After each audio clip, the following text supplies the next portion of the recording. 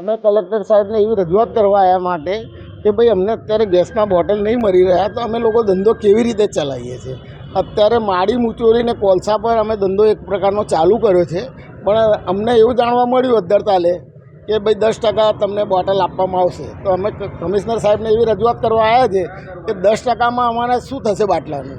અત્યારે અમારી પાસે એટલા બધા લેબર છે, લેબરનું ખાવાનું બનાવવાનું બધું એ હોય છે, તમને મેક્સિમમ 50% બોટલ આપો તો સાહેબે કીધું અચ્છા અમે વિચારીશું। અને બીજું એવી બી રજૂઆત કરી છે કે જે તમે બોટલ અમને ઓછા આપતા હોય અને બોટલ ના મળતા હોય તો તાત્કાલિક ધોરણે અમને ગેસ લાઈન આપવામાં આવે। ગેસના મુદ્દાને લઈને રજૂઆત કરી છે। અમને છેલ્લા 10 દિવસથી ગેસના બોટલ મળતા નહીં। અમારે સ્ટાફ રાખવો બી થોડો અઘરો થઈ ગયો છે, કેમ કે અમે કોલસા પર ને લાકડા પર કામ કરીએ છીએ। સ્ટાફ કોલસા ને લાકડા પર કામ કરવા રેડી નથી, એ માટે સ્ટાફ બી અમારો ગામડે જવાનું કહે છે। એમના સ્ટાફ જતો રહેશે ને પછી બોટલ મળે તો અમારે કંઈ કામનું નહીં, કેમ કે સ્ટાફ જતો રહે તો અમારે ધંધો કેવી રીતે કરવાનો છે।